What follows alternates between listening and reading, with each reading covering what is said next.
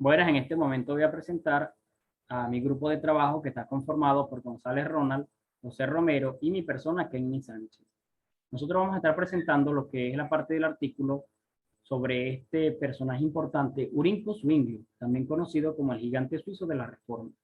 Vamos a orar antes de comenzar entrar en este tema para que sea Dios el que nos dirija y que podamos allí sacar un aprendizaje de este estudio. Oremos. Amante y buen Padre que estás en la altura de los cielos, Señor Dios, te damos gracias por la oportunidad que nos da de estar aquí delante de ti. Que en esta hora, Señor Dios, tú nos puedas dirigir y que nos puedas guiar en todo tiempo. Que podamos sacar un aprendizaje de este estudio y que tú nos puedas guiar, Señor Dios. Gracias, Señor Dios, por escucharnos. En el nombre de Jesús. Amén. El cristianismo a lo largo de su existencia ha formado hombres importantes que contribuyeron con su expansión y de los cuales se puede contar grandes epopeyas como las de Pablo, Pedro, Juan, entre otros. Estos hombres fueron mártires por amor a Dios y a su Hijo Jesucristo. El aporte de estos personajes al cristianismo marcó la historia. Luego de ellos encontramos a otros personajes, los padres de la iglesia, como Pedro Baldo, John Wycliffe, Juan Hus y Girolamo Savonarola. Todos estos fueron pioneros prereformadores, pero que de alguna manera dieron su aporte para la gran reforma realizada por Martín Lutero. Martín Lutero fue el que encabezaba allí lo que era la gran reforma, pero habían prereformadores que contribuyeron para esta gran reforma.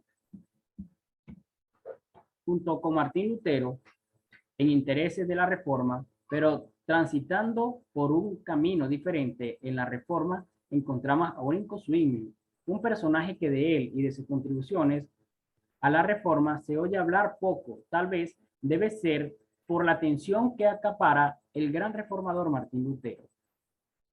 Urinco Zwingli fue un reformador que contribuyó dentro de la gran reforma, aunque no fue muy reconocido en aquel tiempo porque la gran atención la llevaba Martín Lutero. También sus aportes contribuyeron a la gran reforma. Urinco Zwingli, también conocido como Undrik Zwingli o Urinco Zwingli, reformador protestante suizo, procedente de una familia de labradores acomodados. Undrik Zwingli estudió en las universidades de Basilea y Viena. Siguió la carrera eclesiástica y se hizo cura en 1506 y capellán castrense en 1513. Su programa político y religioso quedó plasmado en las 67 tesis de 1523 y su doctrina teológica en la obra Comentarios sobre la verdadera y la falsa religión de 1525. Zwingli hizo de la Biblia la única autoridad en materia religiosa, rechazando el magisterio de la Iglesia y la dependencia de Roma. Condenó el culto a las imágenes y a las reliquias. Sustituyó el latín por el alemán en la liturgia. Eliminó los sacramentos de la Eucaristía y la confirmación y la extraunción. Eliminó de los templos los órganos y los altares e hizo proscribir la tradicional exportación de mercenarios suizos a los ejércitos europeos. Su reforma se inició en Zúrich, donde contó con el apoyo de magistrados con el magistrado que gobernaba la ciudad. Luego pretendió extenderla a toda Suiza y vincular el poder religioso con el poder político, entrando así en conflicto con los fieles católicos y de otras confesiones protestantes, como lo fueron los anabatistas. Consiguió extender sus enseñanzas a los cantores de Berna, San Gall, Constanza y Basilia, que formaron una liga de cantores protestantes y buscaron el apoyo de príncipes alemanes opuestos a la Habsburgo, aliados a su vez de los cantores católicos de Suiza. La muerte de Zwingli significó un importante retraso de la influencia protestante en Suiza, pero los territorios ganados a la reforma por la acción de Zwingli permanecieron a la larga fiel a sus enseñanzas.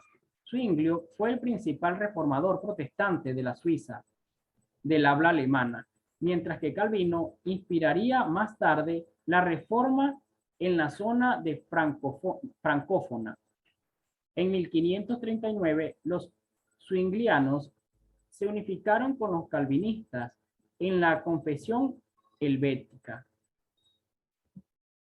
La historia de las hazañas que tuvieron por teatro sus montes naturales, sus montes natales, inflamó las inspiraciones de su juventud.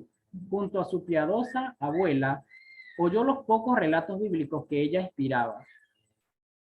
Entre las leyendas y las tradiciones de la iglesia, con verdadero interés oía el hablar de los grandes hechos de los patriarcas y de los profetas, de los pastores que velaban sobre sus ganados en los cerros de Palestina, donde los ángeles le hablaron del niño de Belén y del hombre del Calvario. Si nos damos cuenta, Winston Zwinglio fue un hombre importante y desde un principio fue dirigido por nuestro Dios para que formara parte de lo que es llamada la Gran Reforma. Ahora los dejo con mi compañero Ronald González, que va a continuar con el tema. Que Dios les bendiga. Muy bien, una vez escuchado la ponencia de mi compañero Kenny Sánchez acerca del personaje de Ulrico Zwinglio, un reformador suizo, ¿ok? Y también tocando el punto de la materia de pensamiento teológico protestante. Yo soy Ronald González y voy a hablar acerca un poco de la teología de Zwinglio, una teología que me fascina. Pienso y creo que un poco mejor que Martín Lutero en referencia a lo que tiene que ver con la Eucaristía, ¿ok? Sin embargo, vamos a tocar unos puntos especiales en esta ponencia para que usted pueda entender un poco más a profundidad la teología de nuestro personaje en esta oportunidad. Muy bien. La teología de Zwinglio, la piedra angular de la teología de Zwinglio es la Biblia.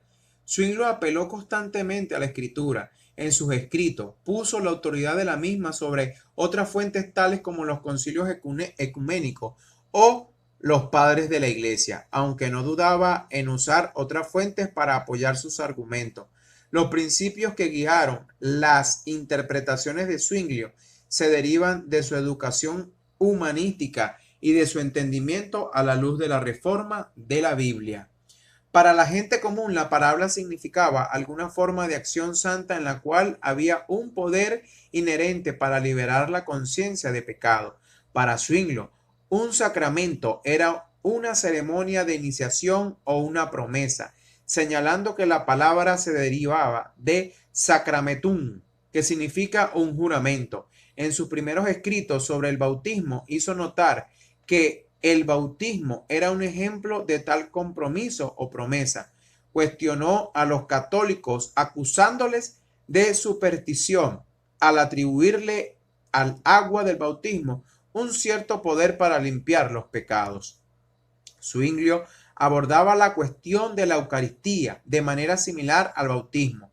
Durante el primer debate de Zúrich en 1523 negó que ocurriera un verdadero sacrificio durante la misa, argumentando que Cristo hizo el sacrificio una sola vez y para toda la eternidad. En consecuencia, la Eucaristía era un memorial del sacrificio. Siguiendo con estos argumentos, desarrolló aún más su punto de vista, llegando a la conclusión de que se deben interpretar como significa las palabras de la institución. Usó varios pasajes de la Escritura para argumentar en contra de la transubstanciación, así como el punto de vista de Lutero, siendo el texto clave el libro de Juan capítulo 6 versículo 63, en el Espíritu, el que da vida a la carne para nada aprovecha. El enfoque racional de Zwinglio y el uso de la Escritura para entender el significado de la Eucaristía fue una razón por la que no pudo llegar a un consenso con Martín Lutero. De hecho, cuando se reunieron los reformadores suizos con los alemanes en 1529, hubo una disputa de Hamburgo a instancias de Felipe de Helms. Estaban de acuerdo en casi todos los puntos principales, pero en lo que tiene que ver con la Eucaristía, entonces había cierta discrepancia, ¿ok? El impacto de Lutero en el desarrollo teológico de Zwinglio ha sido durante largo tiempo un tema de interés y discusión entre los eruditos zwinglinianos. El propio Zwinglio afirmó vigorosamente su independencia de Lutero.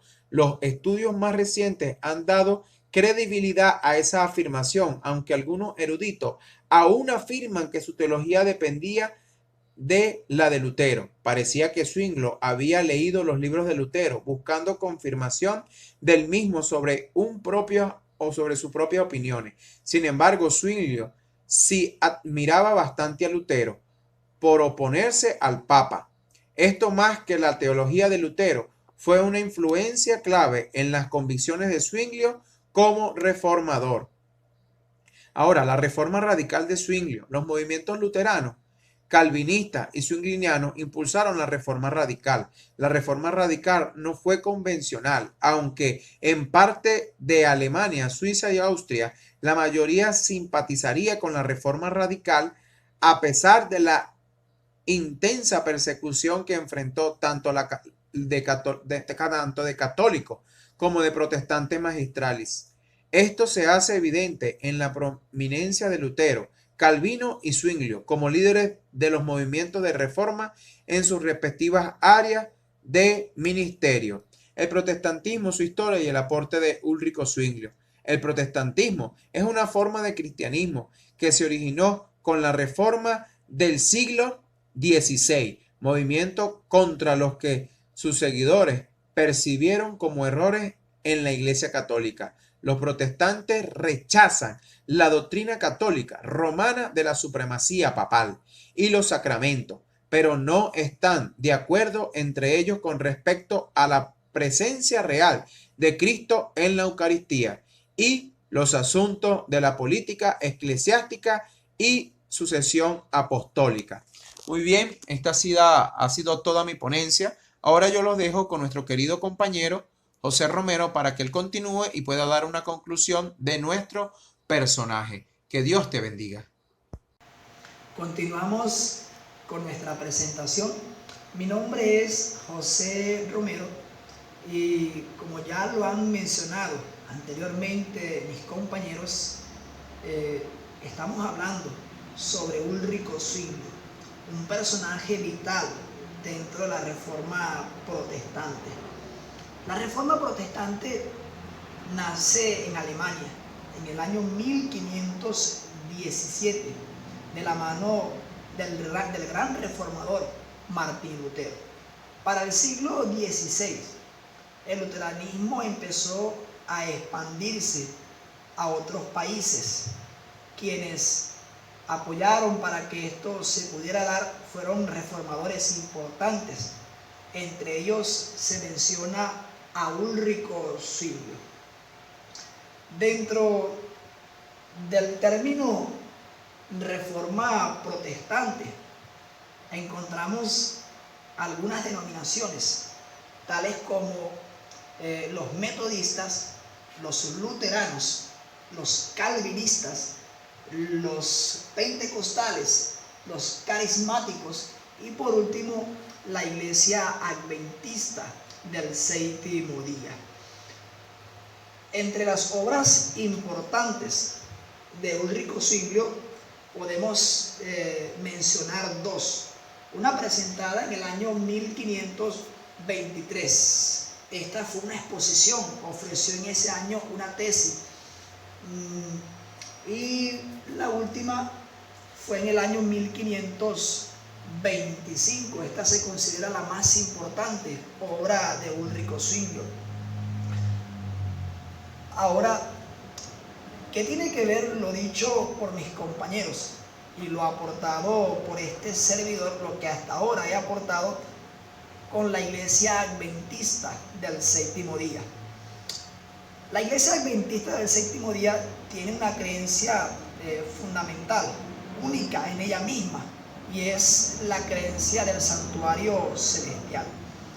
También la iglesia adventista, su forma de hacer teología es muy parecida a la presentada por los reformadores en su tiempo y también por Ulrico Zwinglio. La iglesia adventista utiliza el principio solo escritura Y esto también estuvo en Ulrico Zwinglio, porque su forma de hacer teología era basada en las Sagradas Escrituras. Su único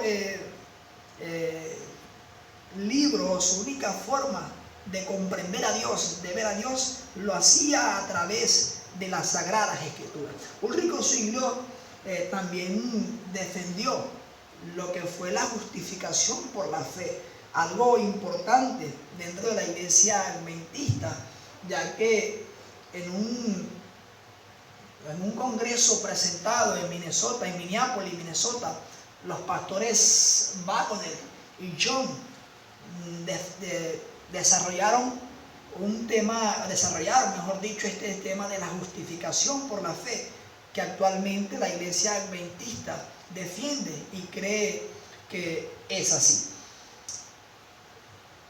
Por último, Ulrico Zwinglio, a diferencia de Lutero, no apoyaba la Eucaristía, también conocido como la Cena del Señor. En la Iglesia Católica se le conoce como la Eucaristía.